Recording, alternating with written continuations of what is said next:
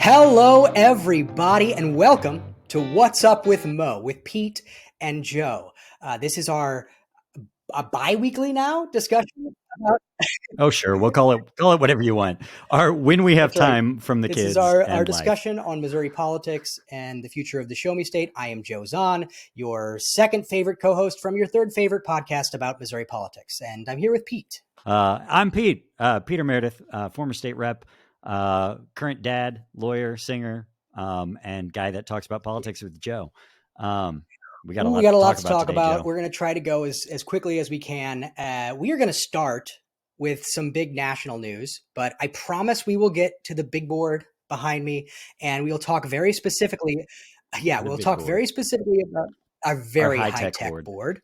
And we're going to talk about what's happening in Missouri and the Missouri legislature. But first, we're talking national politics. I want to talk about Chuck Schumer and the Democrats to start. So I'm jumping Jumping right right there, there. huh? So they have, I would qualify it as caved on the government shutdown. So they just voted, or I should say, 9 Democrats voted to avert a government shutdown and hold it off for 6 months. Now, many Democrats are angry about the fact that this spending bill, this continuing resolution, it does nothing to rein in Doge and the cuts that we've seen there. It increases military spending. Um, and there are many calls now for Schumer to be replaced as minority leader. But as you have said to me, it was a no-win situation. And I think we should talk about that. I think first, my question for you is this Yeah. group of Democratic leadership ready for this moment, Peter? I mean, to be honest, Joe, I don't think any of us are ready for this moment. And they are Democrats that have been there for a long time and came into politics in a different kind of world. And I mean, all the rules have changed here. We have a group that we're up against that does not care about facts. They are experts at gaslighting with absolute lies and absolutely accusing the left of whatever it is that they're doing and guilty of. They don't care about facts. They don't care about law. They don't care about court orders. And they're going down a road that, like, I think most of those 9, especially that you're talking about, but also most of us Americans didn't really think was possible. Right. And so, no, I don't think they're ready at all. I don't think they probably get it. Or if they do, they don't know what to do.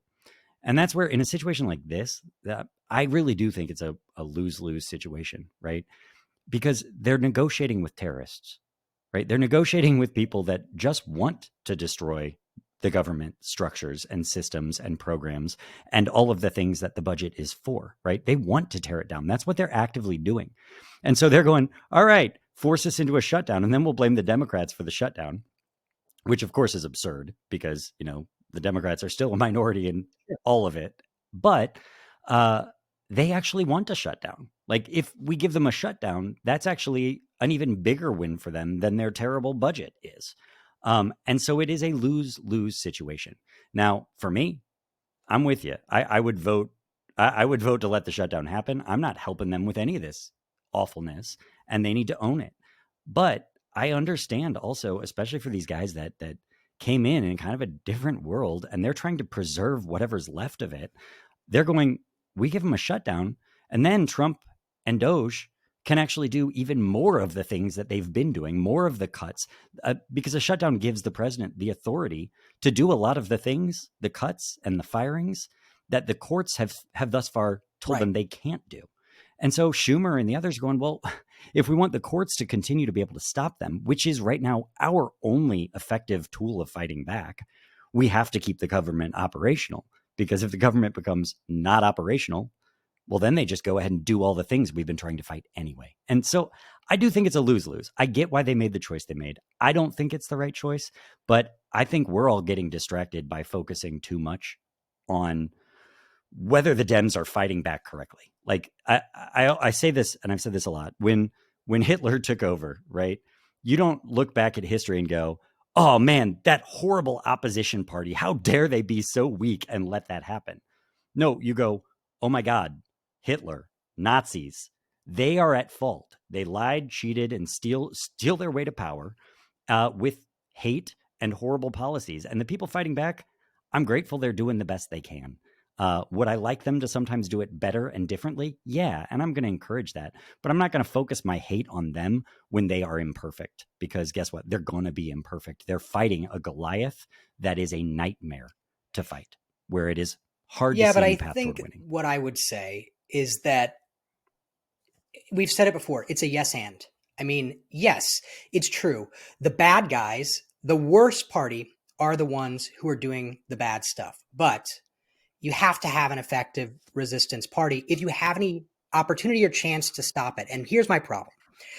First of all, I think there's a potential argument to be made that no matter what you do, all of the bad stuff you're talking about, the efforts they're going to take Mm-hmm. To fire more people, to expand their reach of power, to Yeah, destroy yeah. government agencies, it's going to happen anyway.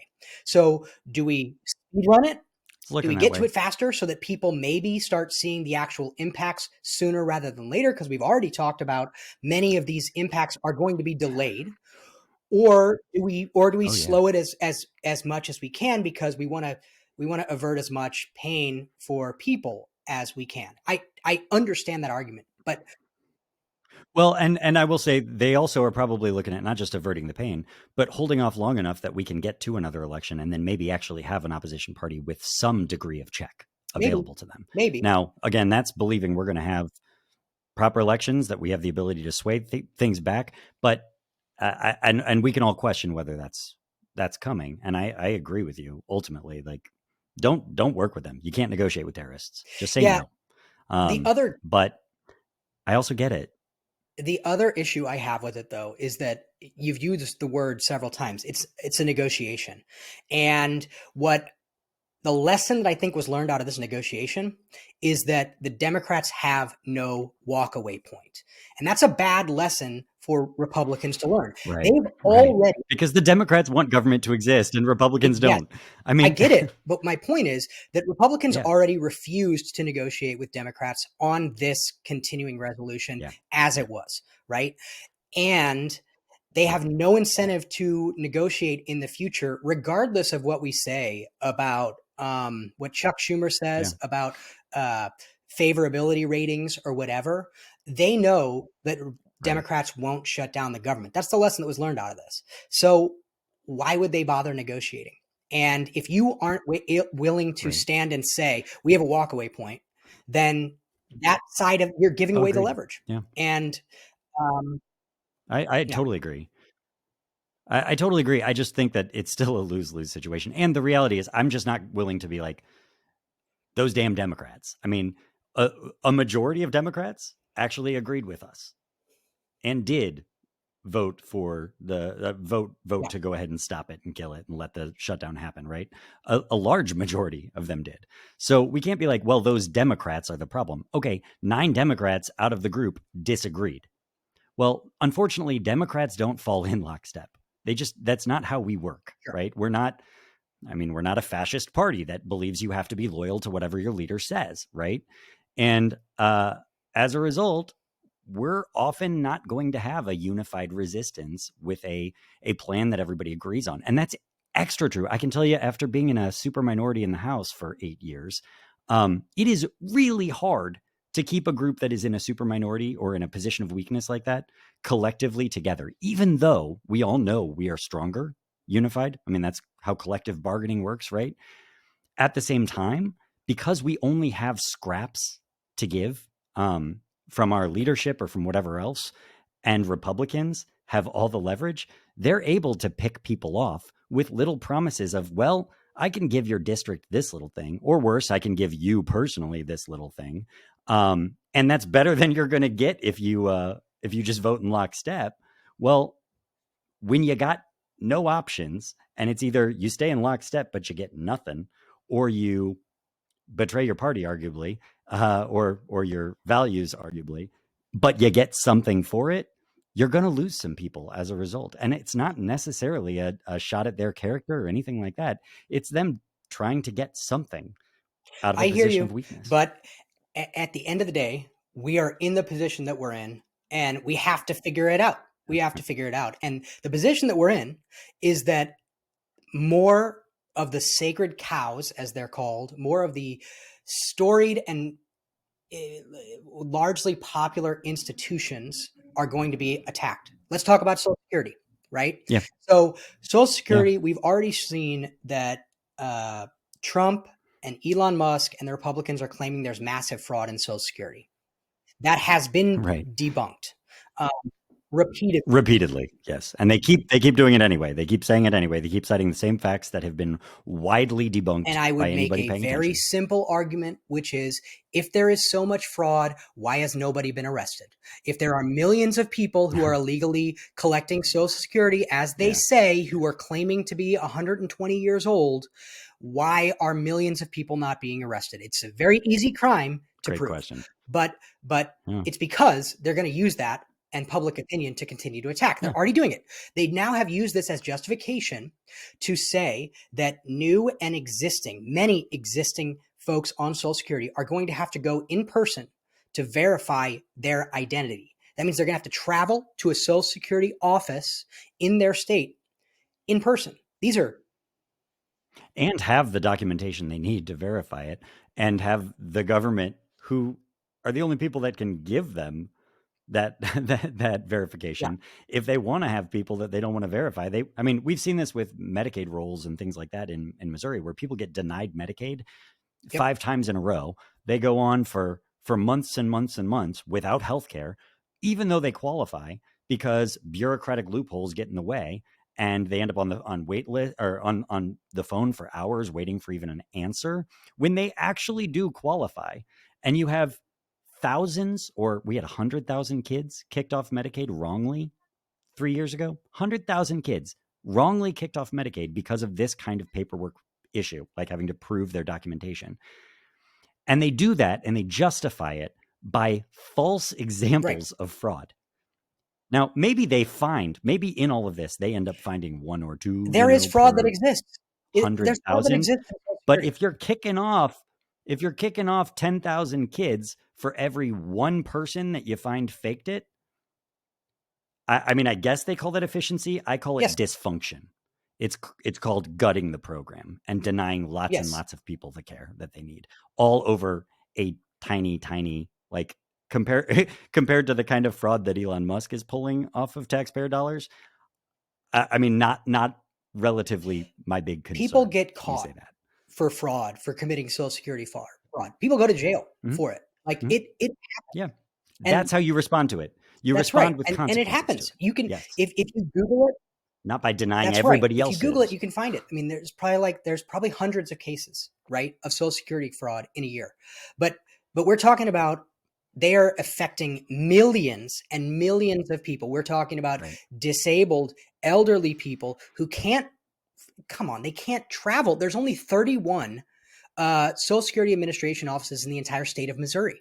How are rural people who are Yeah. elderly in a nursing home going to travel? Like, Not just rural, yes, really yes, but I'm anything. just using Yeah. that as an example to be like, come on, like Yeah. it's designed to kick people off of the rolls, and Yes.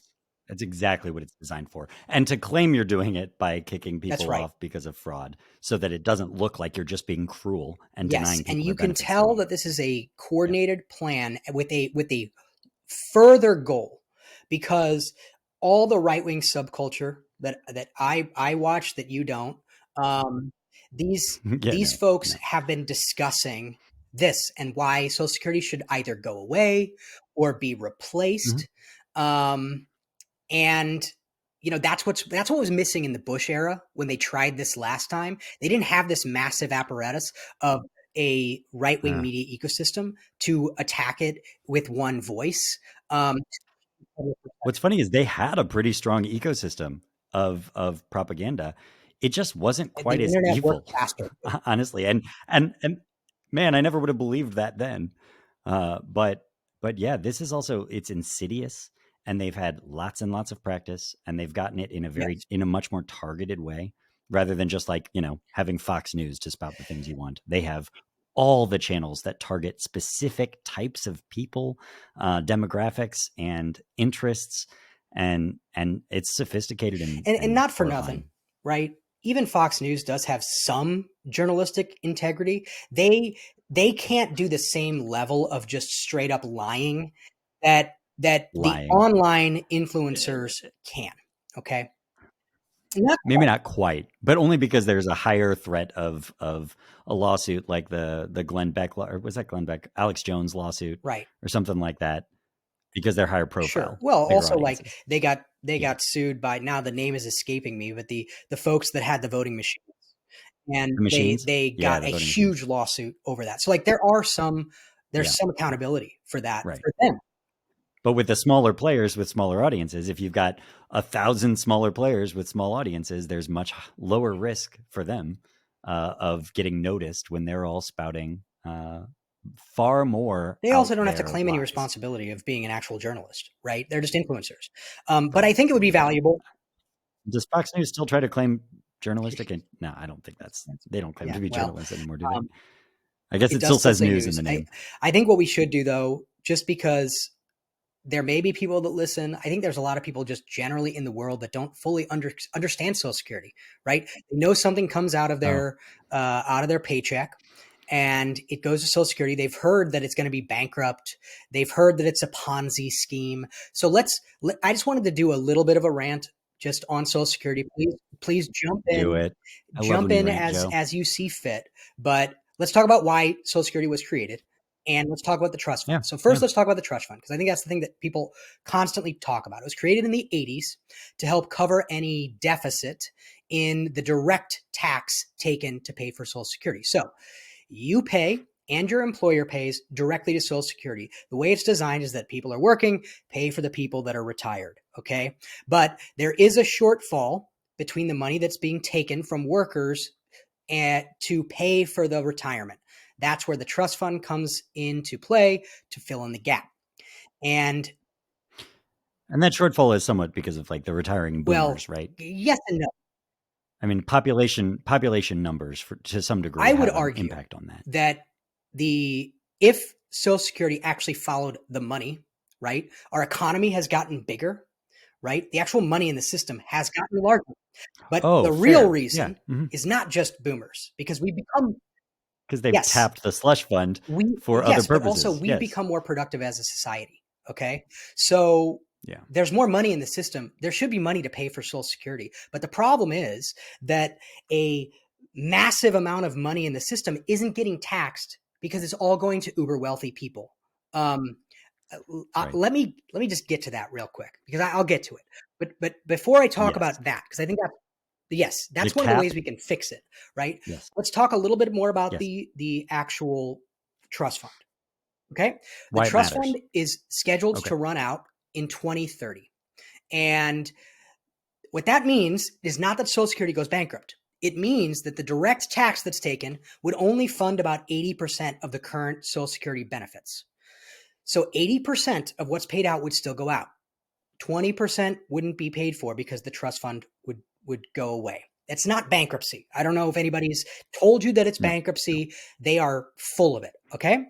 They're either misinformed or they're just straight up lying.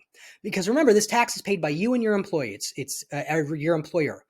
6.2% plus 6.2% comes out. Uh, and so again, like you said, there's less workers, but there's also less money in the system that goes directly to this tax. That's why.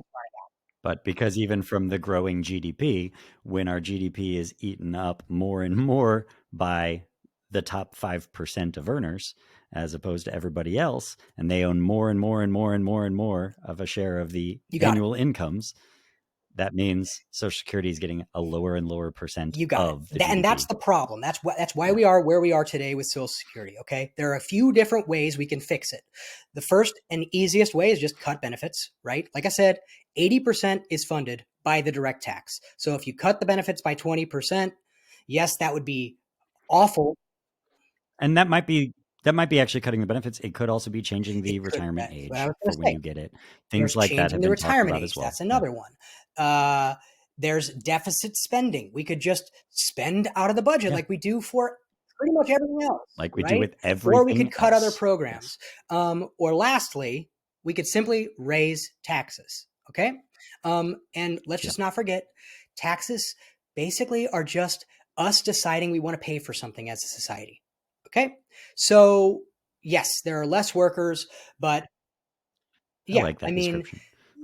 again, income inequality is the driver and the reason for that is because the way that it Yeah. works today is you only get taxed for Social Security on the first $176,000 of income, right?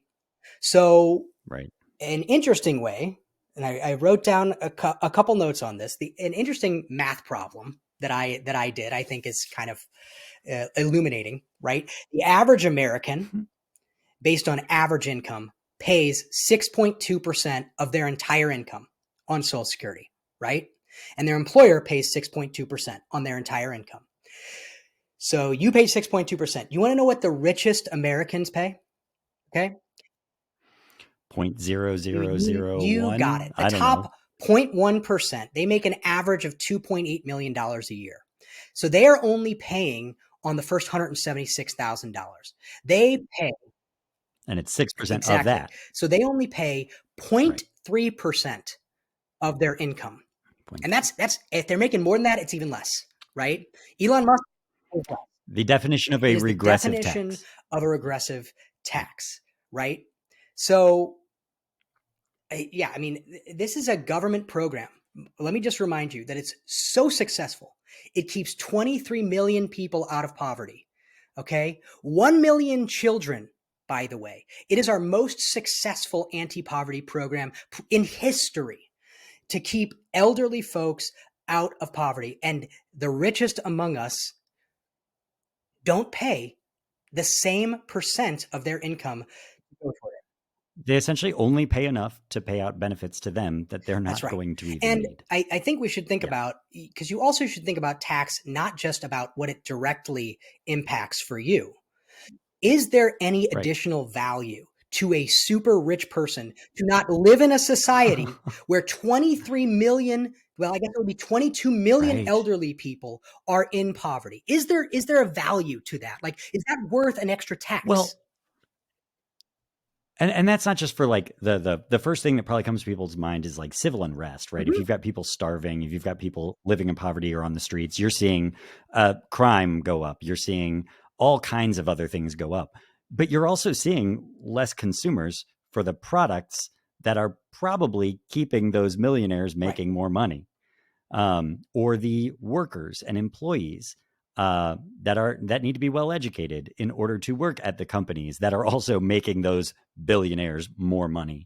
I mean, it's the whole system does better when we have a more robust middle class and a smaller number of people Yes, in poverty. absolutely. Period, And the way that including those wealthy people, and they actually get the biggest benefit of all of it, I arguably. would generally agree, or at least certainly a very meaningful one. And I think you should think about Social Security not as a retirement program, because it's not. That's not how it was designed. It was designed to be an insurance program, right? It was designed to Right. prevent people from falling into poverty. It's a social safety net, right? It's not meant to be the sole retirement fund. It never was. It was always meant to be a part of, um, uh, uh, I've heard it described as a three-legged stool, but basically it's, if you imagine it, like if you've ever had a conversation with somebody about retirement, like a professional, they talk to you about diversifying and how important that is. So Social Mm-hmm. Security is supposed to be one part, savings, investments, pensions, if you still happen to be lucky enough to have one, and then Social Security. Yeah. Yeah. Um, And it's the part you fall back on if you find that all of right. the others fell apart. Yeah. So Right. Which goes to what happens if we get rid of it? Or what if we fund it with the right. stock market?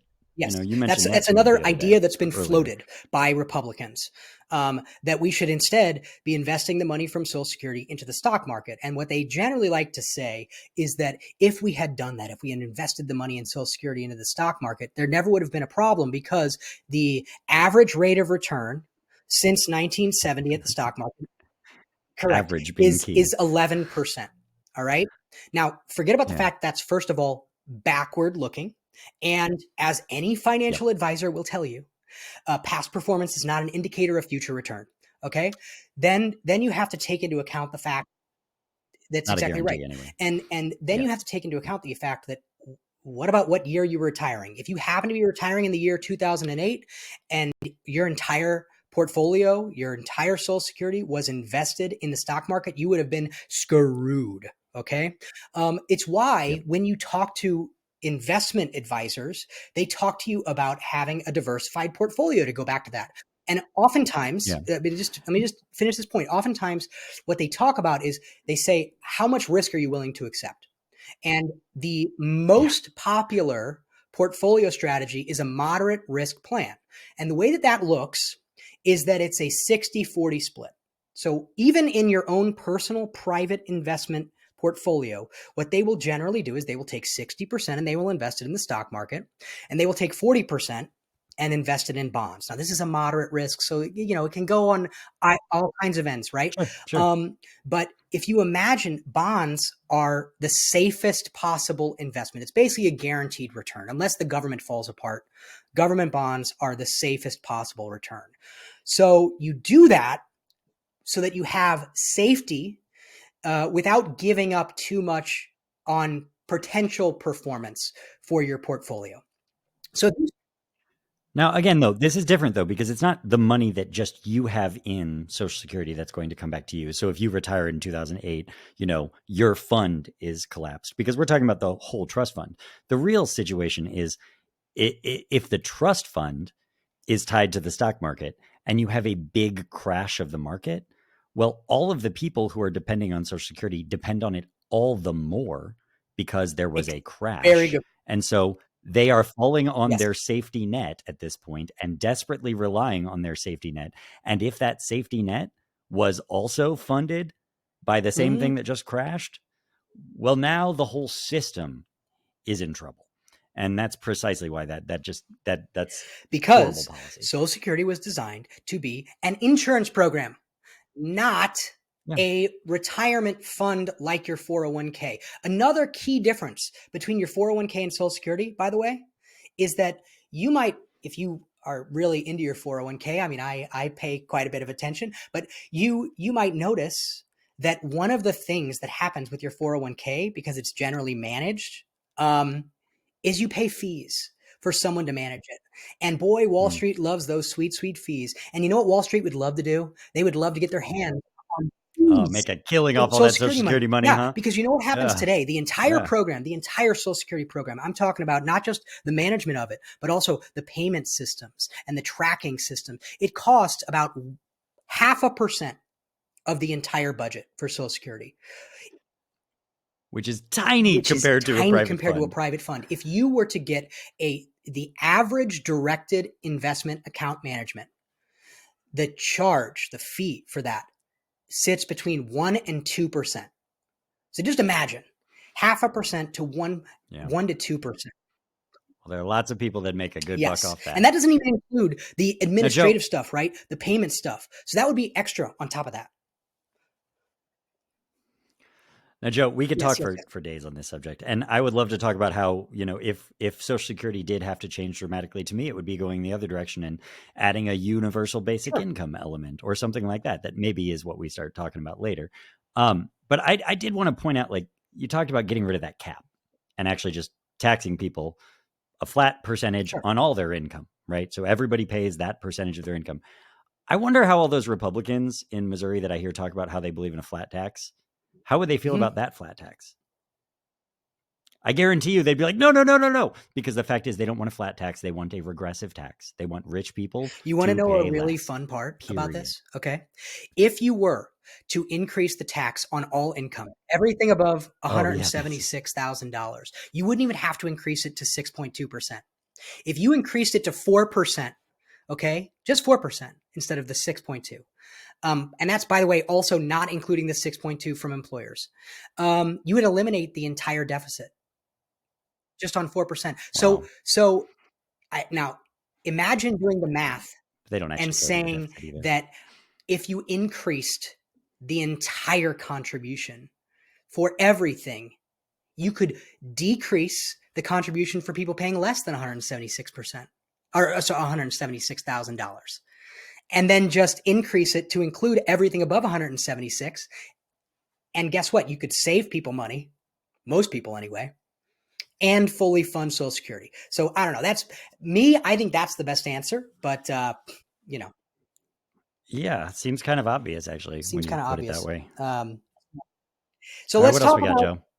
As they're as trying they're to trying to destroy Social destroy Social Security. Security, one of the Um, most popular and well-respected parts of the government, they're also trying to destroy education.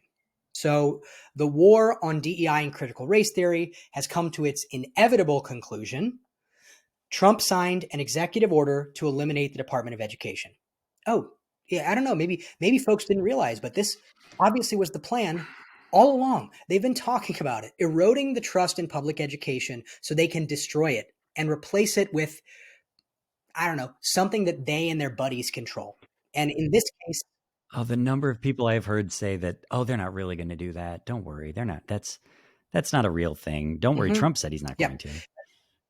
They said it all along, though, to the people obviously. that wanted it. And it was in Project 2025, which is exactly what they're following now. Right. So, go back and look at that. But the point is, if you eliminate this and move to what I think most of them want to move to, which is a state by state control of education, um,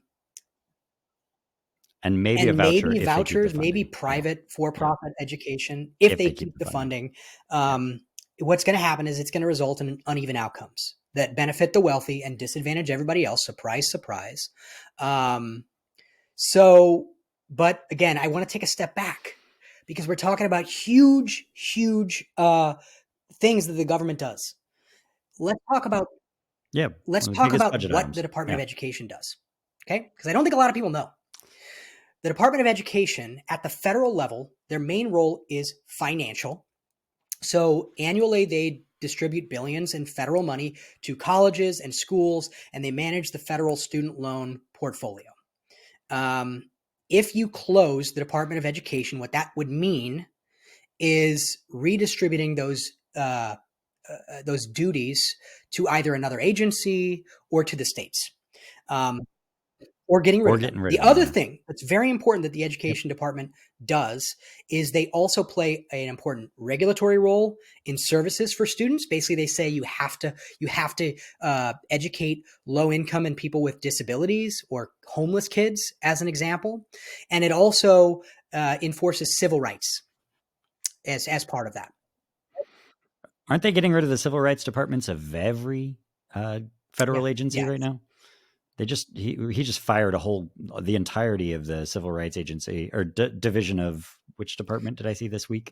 Could I have been any and don't every even one remember. at this point. It's hard to keep Can't track. keep track of But it. I want to say one last thing that it does. Okay, it collects data on schools across the country so that there is a standardized, trusted, place to house the data.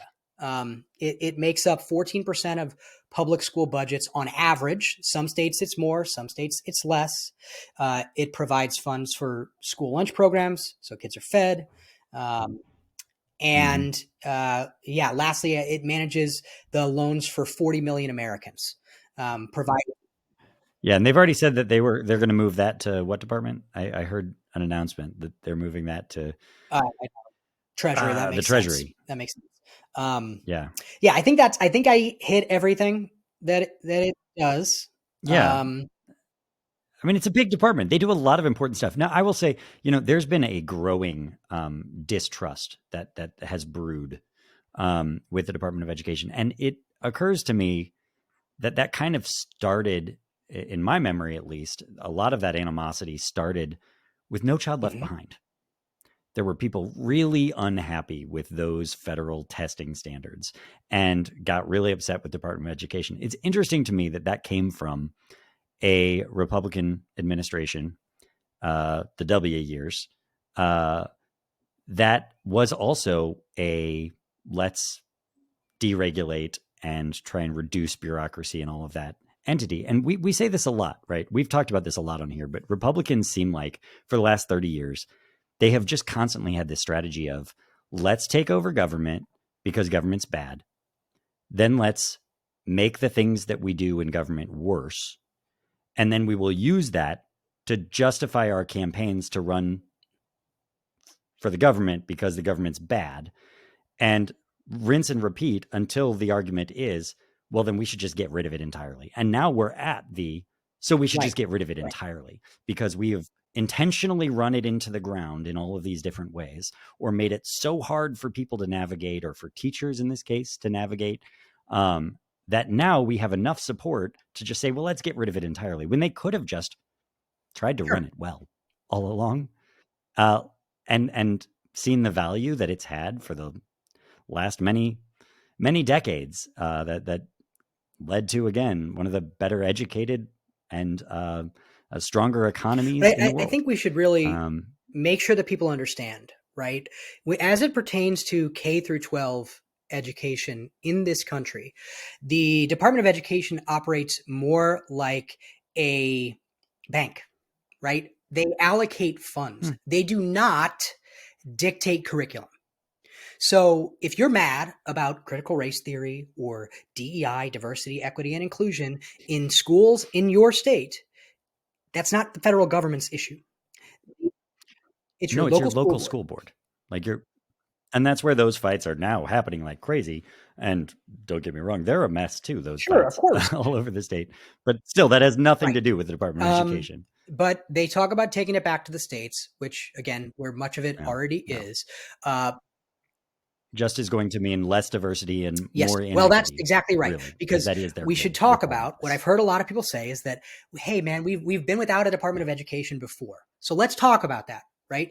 Before, yes, What did before schools look like? 1979. We did not have a Department of Education. And I can tell you, outcomes were very uneven across states because without a national enforcement body, not all states or localities felt compelled to honor their obligation to provide every student an equal opportunity at education. The people that this impacted the most are going to be minorities and disabled students, right?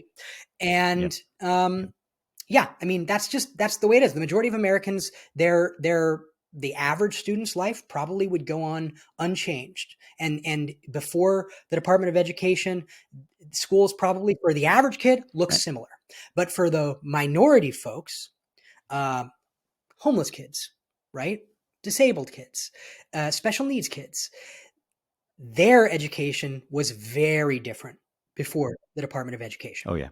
So, and that's what we would go back to, quite frankly. I mean, we already see it in a state like Missouri, where there are Mhm. massively uneven outcomes based on where you live.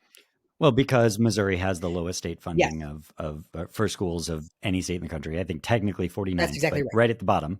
And that means that the funding comes Yep, mostly from the local level. And so if your local area has lots of money, your schools are very well funded and doing great. If your local area has a lot of impoverished communities, your correct. schools are not doing so hot. And of course, those are the ones that actually need more money to And the serve their sad students well. fact is that provided this actually happens, which I should put a giant caveat on all this, that many people say that Trump does not have the authority to close the Department of Education. He's trying to do it anyway, Right. and then he's Right. going to test it in the courts. We'll see what the Supreme Court does. We'll see what happens. He certainly can do a lot of it, a lot of what he wants to do by Mhm. defunding and moving responsibilities to other departments. Um, and he can do that constitutionally. He just might not be able to fully close it without an act of Congress.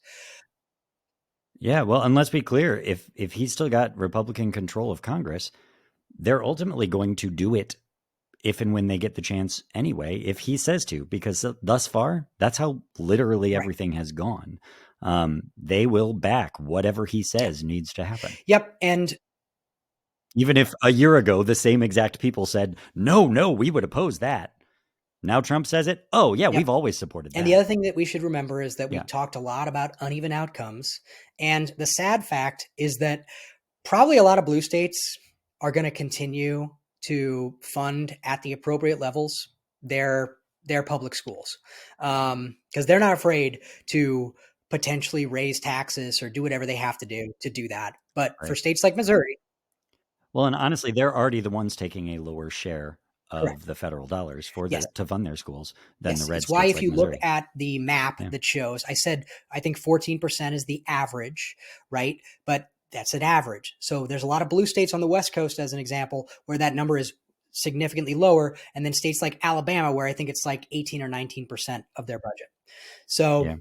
you know, we'll see what happens. But it's not great. Let's talk about secondary education. Let's talk about colleges that are under attack, Pete, because they're under attack too. So Wash U is under investigation by Trump for exclusionary practices based on race, apparently. So they are right. For okay. valuing Right. diversity. I mean, let's Yeah, call it what it is. They're under attack for valuing diversity and valuing inclusion and yes, valuing equity. I mean, it's that right. simple. They want to bring in the best students, they want to support the best students, and to do that, they have to recognize barriers to students who wouldn't otherwise get noticed. That is diversity, equity, That's and right. inclusion, which we talk about a lot Because, on this as we show. have said, the whole point of diversity, equity, and inclusion is not to prevent a merit based society or placement program. It's, It's it's to to allow allow for for one by one. eliminating barriers so that everybody gets an Yeah. actual chance. Things like making sure that everybody who applies for a job, all the resumes get read. Okay. So, Yes. But Joe, don't you know, according to the Trump administration and the right at the moment, recognizing that barriers exist is yeah, itself well, racist. that And apparently that's the 50 problem. universities are under investigation for racial discrimination. WashU is one of them. They say that WashU violated Title IX by partnering with a project called the PhD Project, which aims to increase workforce diversity by helping underrepresented groups get business degrees. Um, this Well, also, of course, comes as universities are under investigation for not doing enough to protect Jewish students, according to the Trump administration, which connects to the arrest uh, of Mahmoud Khalil, who is the Jill green card Stein. holder, who is a Oh, well, that's at WashU. We can talk about yeah. that, Yeah. but Separate issue. Yeah. separate issue. But this is the green card holder uh, from Columbia University, who graduated from Columbia, but participated in pro-Palestine protests, and that got him labeled as a terrorist sympathizer. And I just saw Pam Bondi on a Fox News interview, Literally committing no crime, literally not even being accused of have a not crime. accused him of a crime. But Pam Bondi was just on Fox News the other day saying that, in her view, all pro-Palestine protesters are terrorist sympathizers. This has Red Scare vibes over here to me. I'm not going to go into the history of the Red Yeah, Scare, absolutely. but not a great point in our history. And in fact, Columbia University has now caved to the demands from the Trump administration. Chief among the things that they asked them to do is to increase arrest power for campus security to arrest protesters. And then some other things like they can't wear masks at school, blah, blah, blah, blah, blah, right? Um, Yeah. but should we be worried about this kind of open attack on universities? Yes, yes, we Okay, should be cool, cool, cool. terrified. This is an attack on free speech and protest. Look, in all of the major government overreach and militarization and discrimination and civil rights abuse in our history, the number one source of resistance and protest that changed public discourse to move towards civil rights and free speech came from universities. That's not just in recent history. I mean, that is a long-term trend, right? And this administration knows that, and the right knows that. And when you're trying to build a fascist government, they're right now attacking what they know is going to grow to be one of the most important places that the public will resist, where ideas can still be debated openly and people can protest and organize because it's young people with energy and time, frankly, and exposed to new thoughts and diversity and intellectualism. They just want to shut that down. It goes back to the Mhm. defunding of the universities or trying to switch to private funding that controls the narrative at universities. But now it's censorship at universities. They don't want them talking about race at all, and it's now making it so it's easier to crack down on protests. And guess what? You won't get your funding if you don't crack down on protests when we Mhm. tell you to. I mean, it's the same reason they want to take over city police, like in St. Louis. They want to take our police from us so they can use them to crack down on protests they disagree with because they know protests are coming. If they keep going down the road they're going, protests are going to grow, and they want the ability to crack down hard and prevent those protests from And gaining ground yeah, and traction. and they might even take it one step further, Pete. They might just disappear you because Well, that's the thing. that's Yeah, the lack of due process, and it's not just the one well, example hold you on. gave. I mean, that's one of the most high Yeah, profile ones we've heard sorry. about. Go ahead. What? Uh, no, I mean, we've got planes of people being sent to overseas prisons right now who have no criminal records and are not being accused of any crime. And the White House, when asked by journalists about this, said, "Well, the fact they don't have criminal records is all the more reason we know they're dangerous." Are you kidding me right now? They justified taking them to a prison overseas, paying a foreign government to be in charge of it, violating a court order to do so, charging them with no crime, going through zero due process to convict them of the crime, literally because they just decided we Yeah, think they're bad. And the fact that they haven't done anything wrong that we know about makes them even worse. I mean, that is how you create an ability to arrest, incarcerate, deport, execute literally and anybody you let's want. let's take a brief Political correct, opposition but in let's take a particular. very brief step back. What we are talking about, if you have not heard, but how could you not have? But basically, what happened is hundreds of people were taken by the Trump administration and deported to a supermax prison, essentially a workers' camp in El Salvador. Okay, we don't even know who many of these people are. They have not released. We only know if their We family only members know have if their spoken up, family members basically. have spoken up. We know that some of these people are legal residents. Some of them may even be green card holders. Um, and For all we know, they may have for citizens all we included. I know, they mean, could we have don't know citizens included. We don't know because they because they won't won't identify identify them. who What they they took. say is that they all are part of some Mexican gang or some Venezuelan gang. And they base that on tattoos or things like that. But again, they won't actually share the evidence. These people got, And there's there's no no due due process to process. actually No determine judge that, looked at in the fact. evidence and said, it's okay, you can deport them. They're using this law, what is it, the Alien and Enemies Act, I think, which Yeah, it's like the two last centuries time that it old was actually or implemented something. was back during World War II when we interned Japanese and German citizens. That means we put them in camps in the United States because Because they were they were Japanese. Japanese. Okay. No other So reason. that's the law that they're using. One of the really proud moments Correct. of our country's history, right?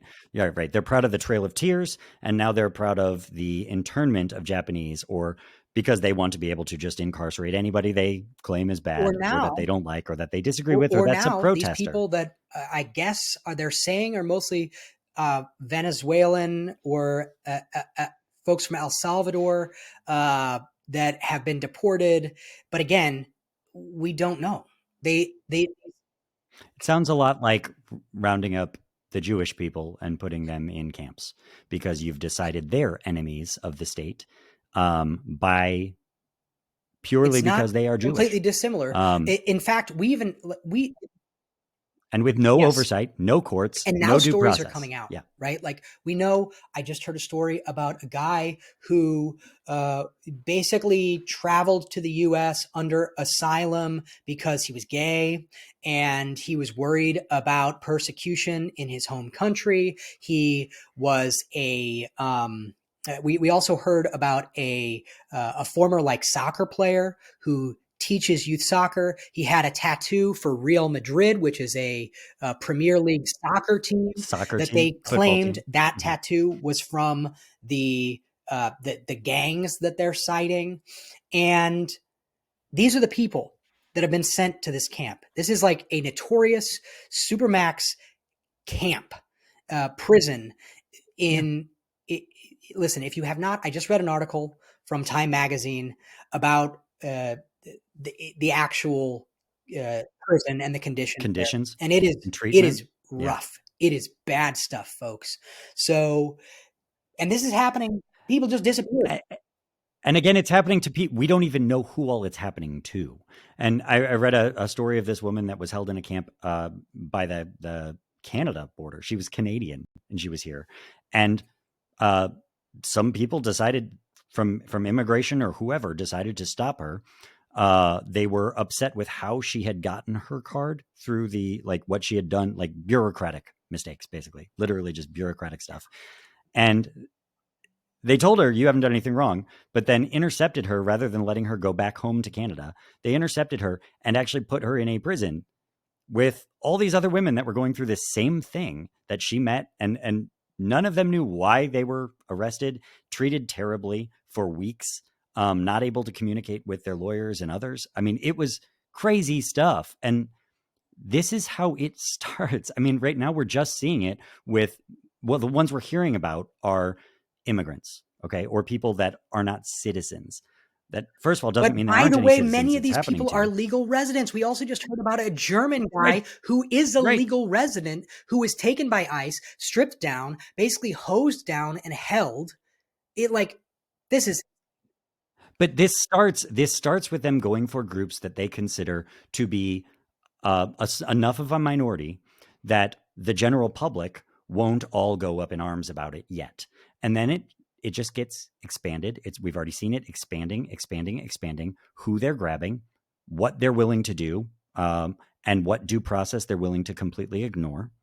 And I mean that just keeps growing the more power we give them if we don't object. I mean, it's first they came for the Jews, right? It is that message right there. That is well. what we're Let's not. watching happen. Actually, I think the poem starts with first they came for the socialists, right? So That's right. Yeah. let's Yeah. not forget before they even get to that, they're going to come for people that you care about even less. Yeah. People they've already decided to frame as not human, we're monsters. Communists and socialists, and now just woke left are monsters and villains. And so you think they're not planning on locking up the left that they're already And calling terrorists? They're all already and the calling only evidence that traitors? they're even providing is trust me, bro. That's it. Like they're not Yeah, giving that's any literally evidence. it. The the court is asking for any evidence at all, and they're going, Yeah. nah, we don't have to. And And then the court orders them not to do it, and they say, nah, we don't have to. The El Salvadorian president, or whatever mhm, his position is, literally tweeted after that court order, yep, oopsie, too that's right. late. Yeah. Oopsie, too late. We've already taken prisoners to another country, and the response to a court order saying you can't do that is Like what are oopsie, we too even going to late. do to the people who it can be proven were taken incorrectly? Or are we even going to be able to get them out? I mean, according to what I have read, these people What process do we have to even exactly. prove What it? are we going to invade El Salvador to get them back? Like, if the president of El Salvador says he's not going to give them, what do we even do? Right? Like, the president of El Salvador said the agreement is that he's going to hold them for a year, but he also points out that that can be extended.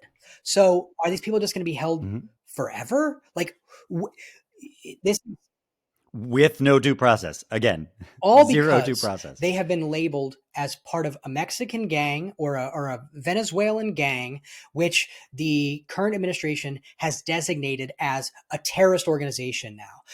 Speaking of which, there also has been another group of people that they are deciding to start labeling as terrorist organization, and that is people who have Oh, vandalized yeah. Teslas, apparently, which I think you wanted to talk about that. I did. Because this, Joe, I mean, this is where I'm talking about. These guys on the right have gotten to be professional gaslighters and propaganda artists. I mean, the art of accusing the other side of that which you are guilty. I saw this long post from our senator Eric Schmidt the other day that just, I mean, I got so mad because it is so hard to even respond to because of the level of gaslighting happening, to the point that literally in his post he's accusing the left of gaslighting, um, because he's saying the left has this long history, the woke left has this long history of using violence against their political enemies. And he starts talking about this Tesla vandalism as this is just one more of it. And how come we aren't seeing every single Democrat in America stand up and immediately condemn these for what they are, as domestic terrorism. It's like, well, I have, first of all, not seen any elected Democrat defend Right. the Right. vandalism and say this is okay. They all stand by, okay, if you catch a vandal, Totally. you arrest them, and they have to deal with the consequences of vandalism, right? Nobody is cheering it on. But then he starts tying it back to um, protests like in the early 70s, and some labor resistance, and some protests to the Vietnam War and drafts. I mean, things like that, where yeah, there was some violence that happened in protests of state overreach in most cases.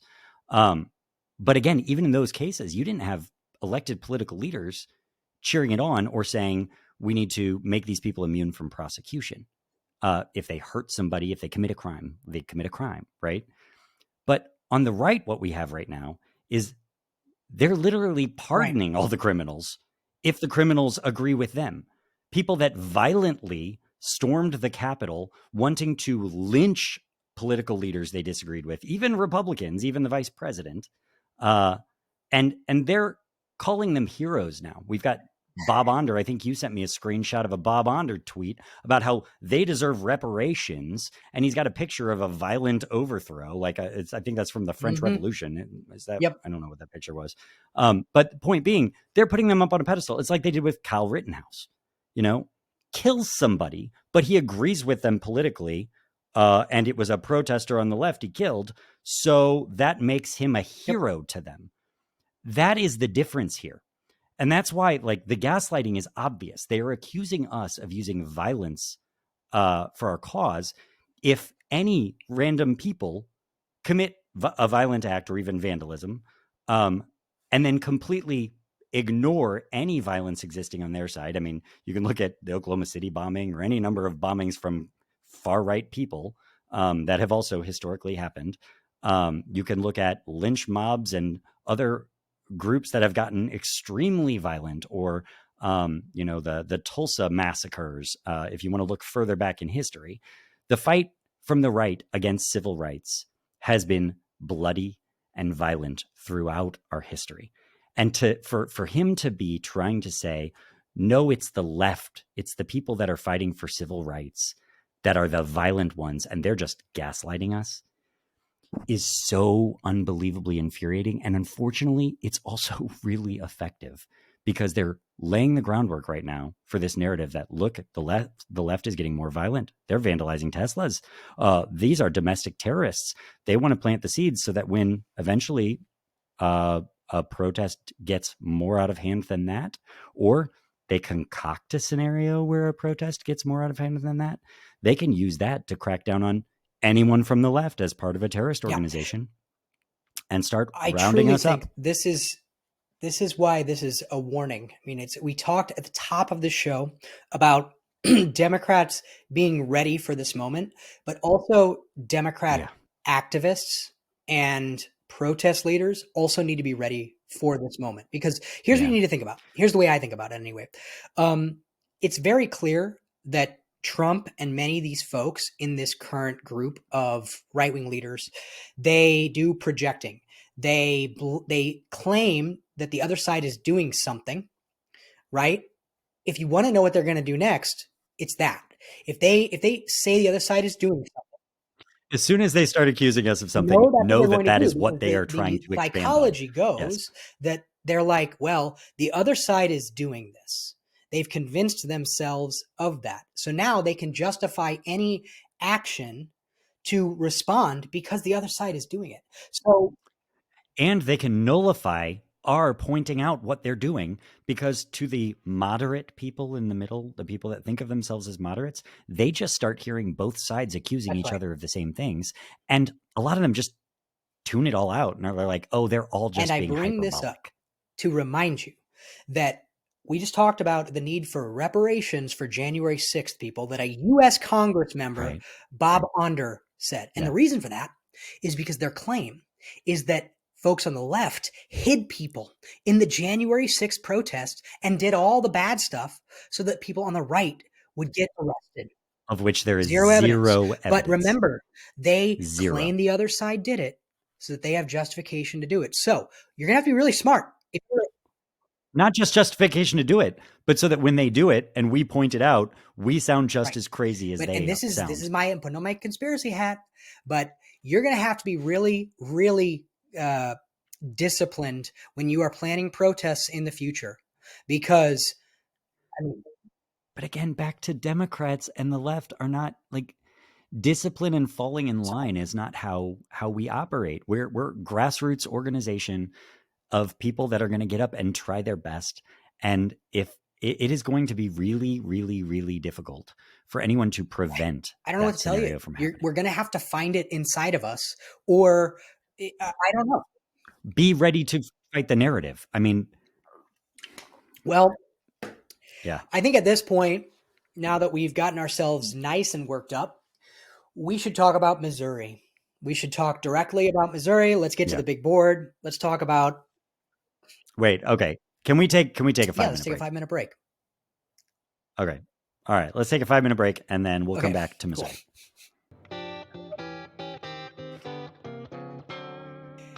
And we are back, and we're going to talk about Missouri. Let's talk about what's going on here in Missouri. Let's get to this big board. But first, I want to talk about the Missouri Secretary of State, Denny Hoskins. Oh, yay. Oh, we love Denny.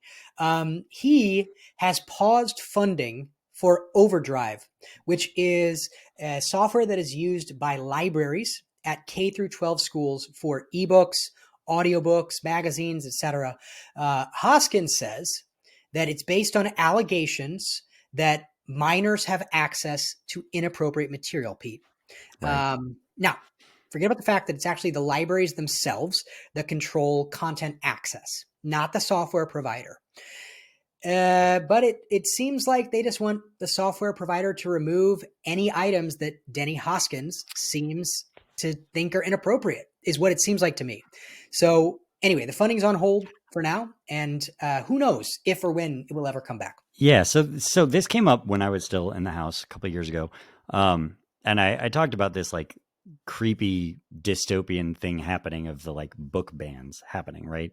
It sounded straight out of like 1984, something like that.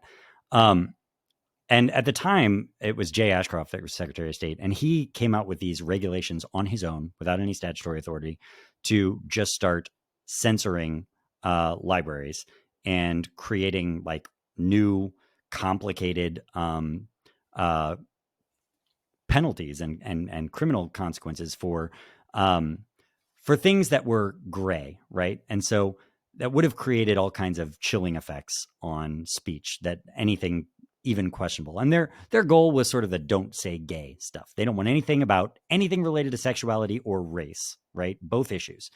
Yep. But he also just wanted headlines. And that's what Denny Hoskins wants too. He wants to feed the meat to get some attention for it. And they do this by attacking the libraries. They also probably in the long run want to defund libraries. I mean, libraries are as socialist by their definition as it gets, right? The public good that we make sure information is available for free to the public. They hate that concept, right? No, if you didn't pay for it, you shouldn't get it. And that's Overdrive, especially, right? It's how they create online free access to all kinds of people, the general public that wouldn't otherwise have access to books and information. So yeah, they can use this excuse of wanting to even go after the culture war issues. I'm not even sure that's ultimately it. But anyway, when Jay Ashcroft did this, he sat in the budget committee and I asked him about it. And I asked him, like, why are you doing this? He said, well, because of allegations that I've received several complaints about inappropriate material being given to minors. And I said, well, isn't that already illegal? If they gave pornography, as you're saying, he used the word pornography. If they gave pornography to minors, and he said, well, yeah. And I said, then why do we need this? Well, because I'm hearing it's happening anyway. And I said, well, if it's happening anyway and you know it, have you done anything? Can you give me an example of it happening? No, I don't have any examples. Okay, has anyone been arrested for doing this or charged? Because if they're doing that, it's a crime. They could be arrested and charged. No, that hasn't happened. So you have zero evidence. You have some hearsay that you can't even support. You're not doing anything with the tools that you have to actually do something about this. And instead, you're using it to justify a censorship thing that's way worse and would clamp down on all kinds of things that are not pornography, that are not inappropriate, but that some person in the general public, like a woman that called my office regularly, complained about books that were at the public library. Yep. And she didn't like them. Were they pornography? No. She didn't like that they talked about a kid growing up gay, for example. And that those complaints start to make the libraries liable and at risk. And so their lawyers start to go, oh, well, let's just take that book out, because now there's this new added risk of our funding going away from the state. And the library sued over it, right? And then what did the legislature do? The House Republicans tried to defund entirely. They said, we are going to cut all funding for the libraries from the state, because they had the audacity to sue. The Library Association had the audacity to sue the state over an attack on their free speech. Yep. Now, that was a few years ago. And I think what we're seeing now is they're getting more sophisticated in their attacks. And they're just going, oh, wait, why don't we just remove the entire program that the library uses to get information to people? And then we've accomplished this goal that we've used as an illusion. But really what we're doing is we're taking away libraries from people. And Yep. that's the actual goal here. It's censorship. It's trying to dumb down the population, trying to limit free thought and free speech and free expression. And they're using the culture war issues to justify it. Well, it's a lot easier to maintain an aristocracy, Pete, if the only people that get education are rich people. Or the education they do get is only what the state-provided media, Donald Trump News Network, provides them. That's exactly right. Yeah.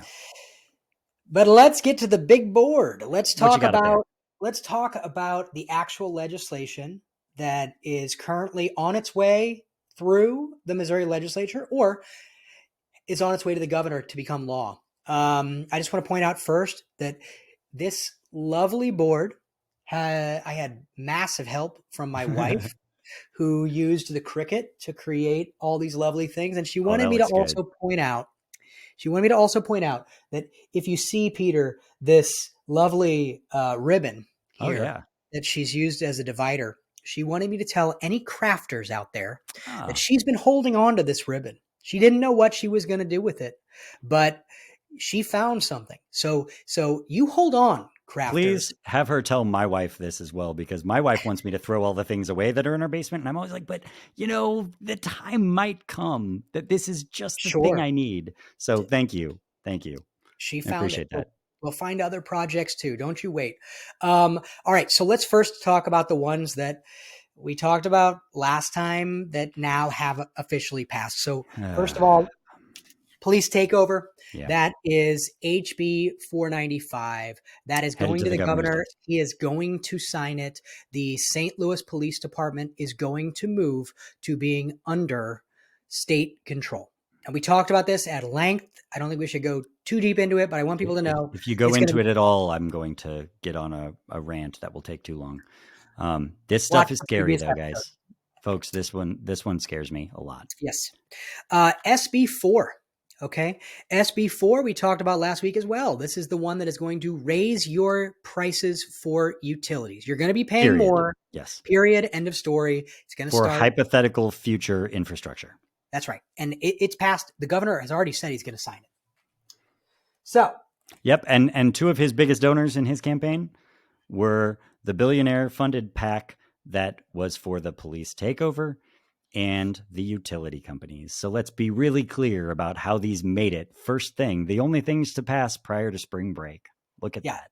Those were the two top priorities. Obviously, they're the first two that have made it out. But there are some others that are on their way. So let's talk about those. So the ones that are the next closest to passing are these right here. These are ones that have already gotten out of committee and have already passed out of one of the houses. So first we have HB 742. This is the one that I deem as the no DEI bill. This one has passed out of the House and passed out of the Senate committee. It is going to get a vote in the Senate. And this, effectively, it eliminates diversity, equity, and inclusion programs, or anything that's it can in any way be seen that way by somebody who's looking. It's Very very loose vaguely definitions. written Yeah. from government or anybody that contracts I with mean, the I'll government. just go ahead and call it the white supremacy bill. The bill that Yeah, says, let's go back to where we can just hire our white guy buddies and fire people because we don't like the way they look or what their background is, and make everyone feel unwelcome because people can say whatever racist thing around the office they want to say. yeah. Let's make our state workforce that. I think we're not going to talk too much about DEI, but I just want to remind people it's not just about race. This also is going to have to DEI Disabilities, programs. They have to do with people with disabilities. They have to do with people from rural communities. They have to do with age. veterans. Veterans are part of DEI Yep. programs. Yep. So, we'll see. We'll see what happens. Next, we've got HB 75. This one, again, also passed out of the House and has passed out of Senate committee. It is going to get a vote. This one I basically refer to as the COVID bill. What this does is it says the Oh, state cannot prevent religious organizations from meeting together. Period. End of story. Doesn't matter if there's another outbreak or whatever. They can't do it. just to Okay? be clear, the governor probably still could, because the governor in an emergency can suspend essentially any statute that they want to as part of an executive order under an emergency and do this.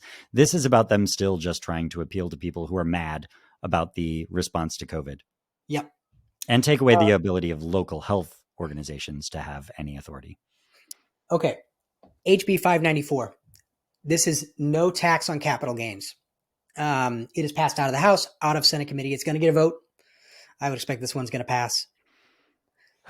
Cost us a whole bunch of money to give tax break to people selling crypto and making money off of their off of selling short stocks. I mean, or their third rental Vacation property or home. whatever Yeah. else it might be. Yeah, I Yeah. mean, people with lots of money and lots of assets, it's giving them a tax break That's right. that will just cost our state funding. Correct. HB 595. This bill has also passed out of the House and out of Senate committee. This bill says landlords are not going to be forced to take any Section 8 renters. So this is a response to local jurisdictions. I sat in some hearings on this one where they were really mad about Kansas City in particular passing a local ordinance that was a source of funds discrimination ordinance. So it makes it so that landlords can't discriminate against people in their willingness to rent to them based on where they're getting their funds. Now, that wasn't just about Section 8, to be clear. It was also about, people that get money from the VA, veterans. There are some seniors that get money, get certain types of housing funds. And they can't say, well, I don't like where you're getting your money for this, so I'm not going to rent to you. Because really what was happening is if they didn't want to rent to low income people, they would use that as their reason to discriminate against them. And so this is an effort to battle the growing unhoused population and try and make sure that people aren't forced into being unhoused because landlords won't rent to them, even when they have a more stable source of funds, Yep. like a voucher, than maybe a job that they might lose even in a week. It wasn't justifiable, and it was really just ending as discrimination. So let's just real quickly run through a couple others that I want to highlight because they are, I think, going to eventually get a vote and we'll keep tracking them. So first is HB 567. This is passed out of the House. It's in Senate committee now. This is the bill that overturns the vote we just had in Missouri to Minimum wage. increase minimum wage and make paid sick leave a right. That was voted out of the House. It's in Senate committee. It's probably going to pass.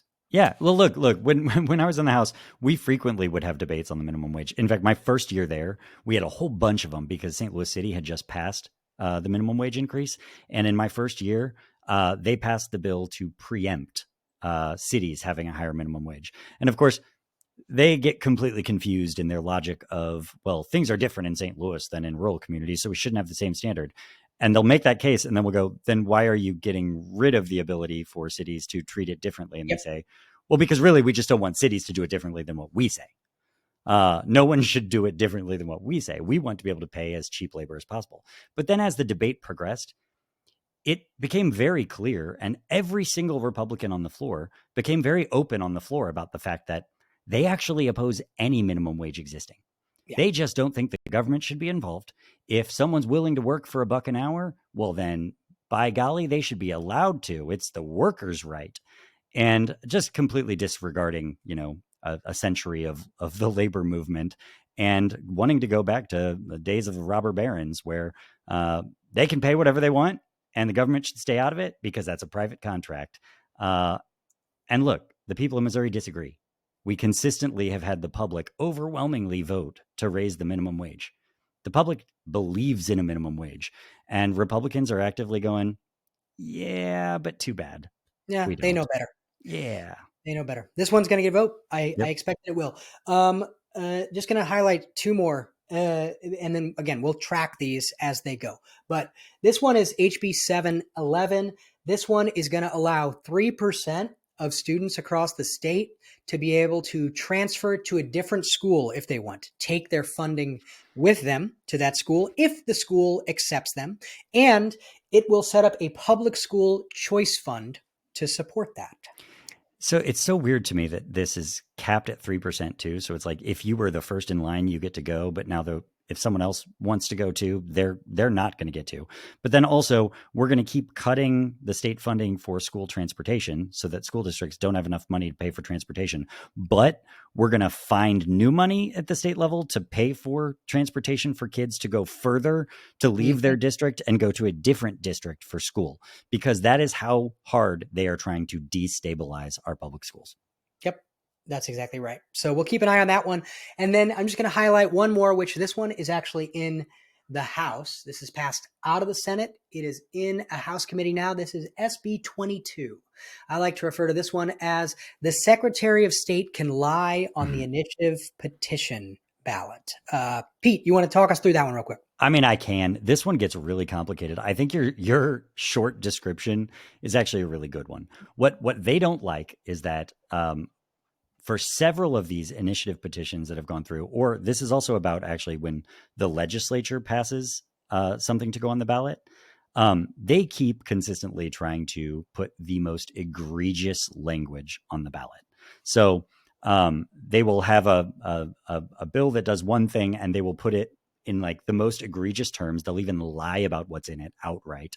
And either that's the Secretary of State that does it, or like we saw an abortion bill written, an HJR. So an amendment to the Constitution that passed the House last year, where they wrote, it was an outright ban on abortion.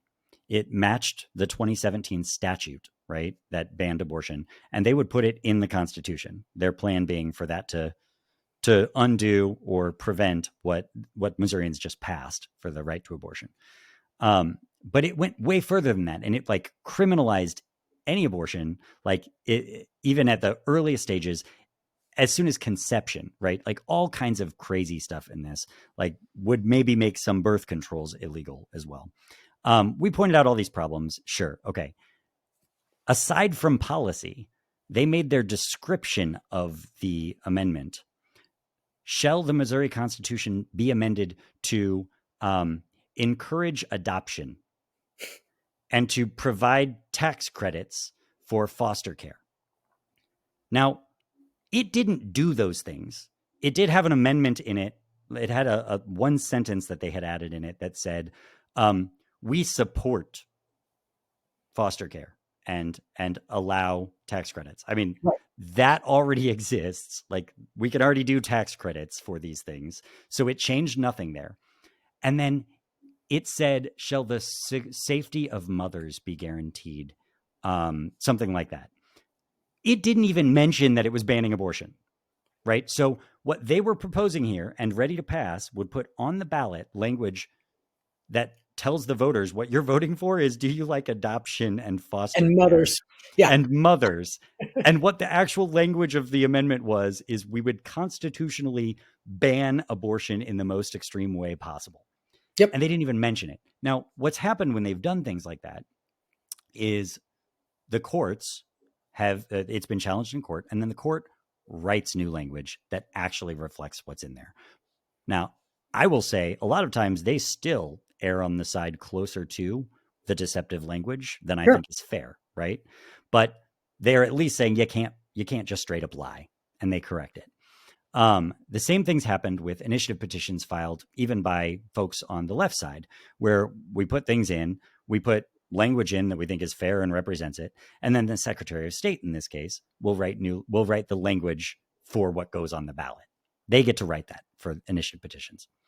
Now, the Secretary of State we saw with Jay Ashcroft was egregious in his lying, and repeatedly courts struck down his and said they were straight up lies what he did. And so they would rewrite it and put it on the ballot with the new language. What this would do is try and take away that power from courts.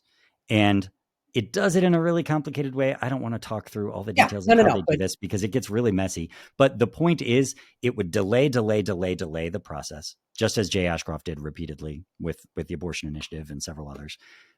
But then it has this thing where it shortens the time frame that if it's not finished being adjudicated, despite delaying the process of the court, if it's not adjudicated by a certain date, well, then the challenge is gone. And so it goes back to the language that the Secretary of State lied on, or that the legislature lied on, and the court can no longer do anything about it. So And it it's the never gives Secretary. yeah. So Yeah. essentially, the Secretary of State Secretary and of the State can lie. legislature can lie. It's Yep. also the legislature can lie. So anyway, we're going to keep our eye Sorry. All right. on these. We've got a lot of them, and there's so much more to talk about, but we are out of time because we have kids knocking on doors. Oh boy. Yeah, this is the end of our show. I hope you'll join us again in the future. We are going to try to do it more frequently, where we discuss Missouri politics and even dive deeper into some of the biggest issues facing the state. Hopefully bring some guests on some of those too. Hopefully bring some guests on. And you can find us on social media. Just search for What's Up with Mo and or Pete or I. Like, subscribe, follow, all the things. And thank you for spending a little time with us today. I am Joe. I'm Peter. Thanks, y'all.